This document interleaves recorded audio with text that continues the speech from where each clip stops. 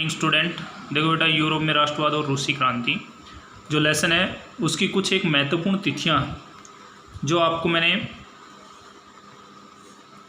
नहीं बताई थी, वो कुछ एक जो महत्वपूर्ण तिथियां वैसे लेसन में आ चुकी हैं, ठीक है, पर फिर भी आप इनको अलग से लिख लेना, क्योंकि ये जो क्वेश्चन है बहुत ही इम्पोर्टेंट क्वेश्चन बनते हैं बेटा, ठीक है। और यही हिस्ट्री के अंदर सबसे अहम मुद्दे हैं, मेन है।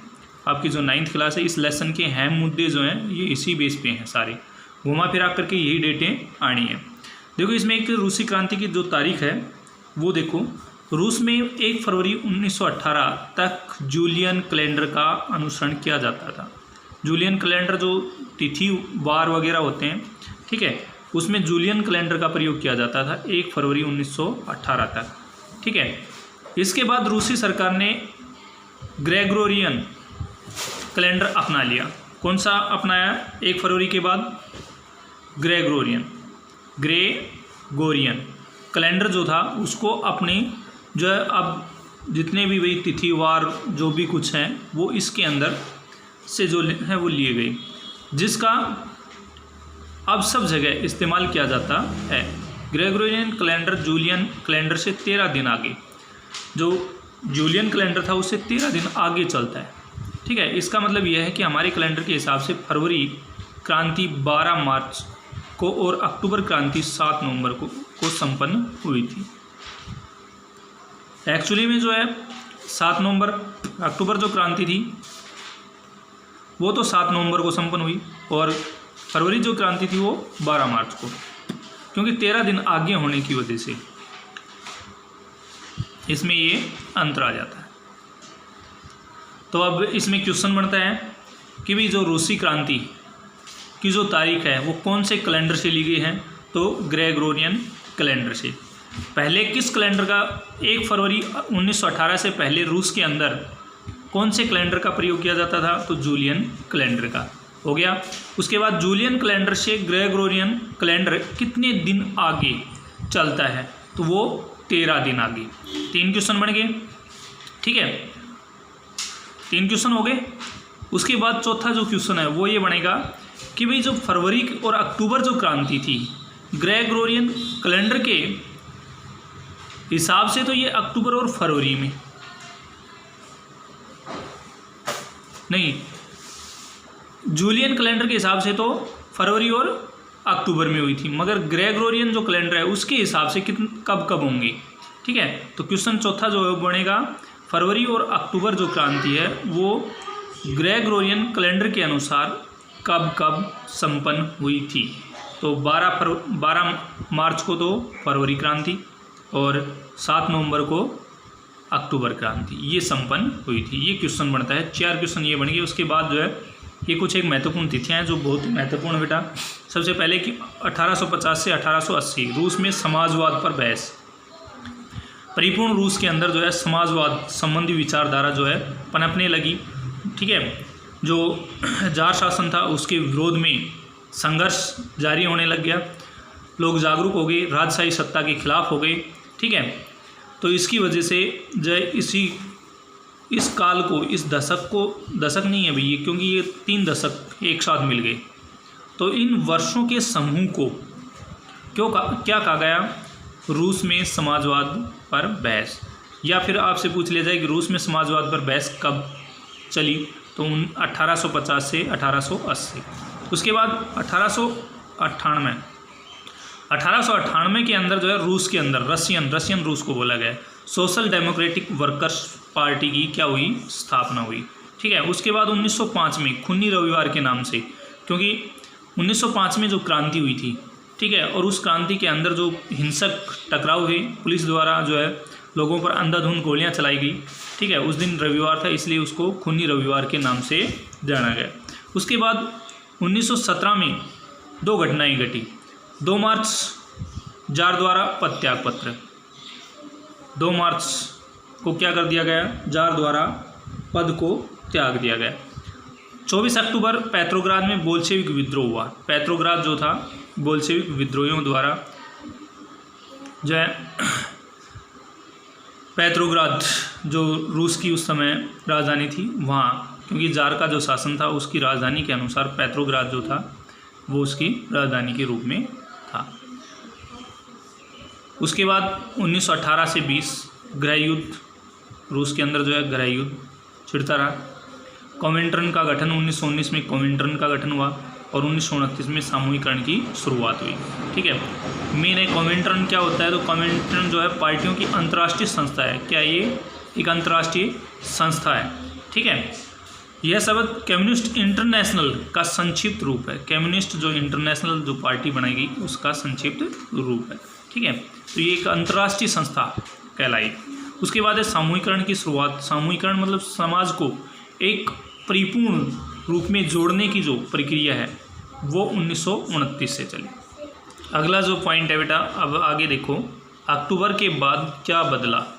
अक्टूबर जो क्रांति हुई उसके बाद जो है उसमें रूस की जो समाजवादी जो व्यवस्था थी, साम्यवादी जो व्यवस्था थी, उनके अंदर क्या परिवर्तन आए।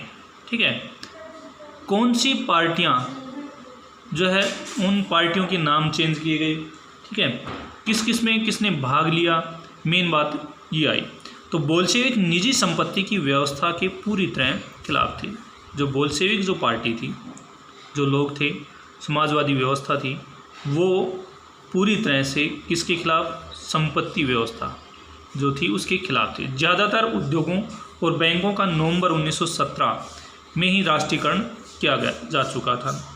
जो उद्योग थे और बैंक थे उनका जो है नवंबर 1917 में क्या कर दिया गया, राष्ट्रीयकरण। अपने सत्ता मतलब मेन है बैंकों और उद्योगों के ऊपर परिपूर्ण रूप से सरकार का आधिपत्य स्थापित हो गया। उनका स्वामित्व और प्रबंधन सरकार के नियंत्रण में आ चुका था। जमीन को सामाजिक संपत्ति घोषित कर दिया गया। जमीन जो थी उसको सामाजिक संपत्ति हर एक व्यक्ति को बांट दी। किसानों को सामंतों की ज़मीनों पर कब्जा करने की खुली छूट दे दी, जिससे क्या हुआ कि जो ज़मीन थी पहले सामंतों के पास थी, ठीक है, सामंत या भूस्वामी जिसे बोलते हैं, उनके पास थी। ठीक है, उनको क्या कर दिया गया कि किसानों को खुली छूट दे दी कि भाई आपने जो ज़मीन जो बारे हो उसके ऊपर आप अपना कब्जा कर सकते हो। ठीक है, इनसे मेन है कि सामंतों से ज़मीन छीन ली गई। उसके बाद शहरों में बोल्शेविकों ने मकान मालिकों के लिए पर्याप्त हिस्सा छोड़कर उनके बड़े मकानों के छोटे छोटे हिस्से कर दिए, ताकि बेघरबार या ज़रूरतमंद लोगों को भी रहने की जगह दी जा सके। अब मेन है कि बोल्शेविक जो थे उन्होंने मकान मालिक, जो बड़े मकान मालिक थे जिनके पास लंबी चौड़ी जगह होती थी, उन जगहों को अब सीमित कर दिया गया उनके लिए।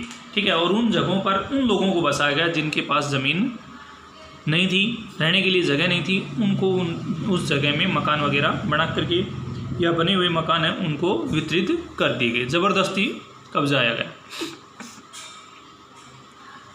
उसके बाद उन्होंने अभिजात्य, कुलीन या अमीर वर्ग द्वारा पुरानी पदवियों के इस्तेमाल पर रोक लगा दी। अब जो कुलीन और अमीर वर्ग था, ठीक है, मेन है शासन जो व्यवस्था थी इन्हीं के पास थी, तो उनकी जो पदवियां थी उनके इस्तेमाल पर क्या लगा दी गई, रोक लगा दी गई। मतलब अब उनको निरस्त कर दिया गया। परिवर्तन को स्पष्ट रूप से सामने लाने के लिए सेना और सरकारी अफसरों की वर्दियां बदल दी गई।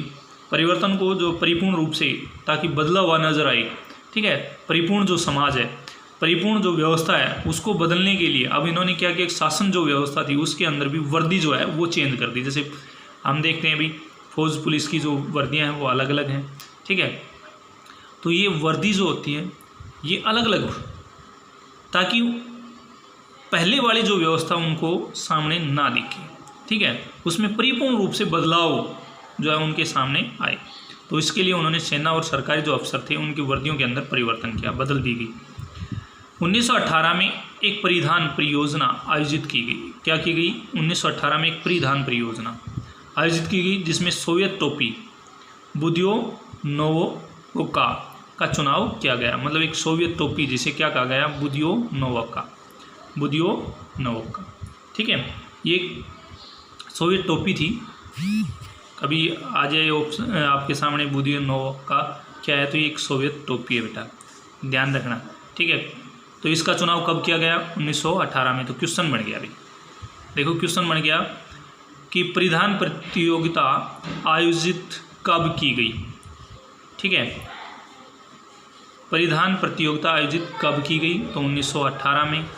ठीक है, तो उसमें क्या किया गया? तो उसमें जो है आयोजित की गई थी, उसमें ये कोष्टक में डाल लेना, सोवियत टोपी बुदियोनोव का।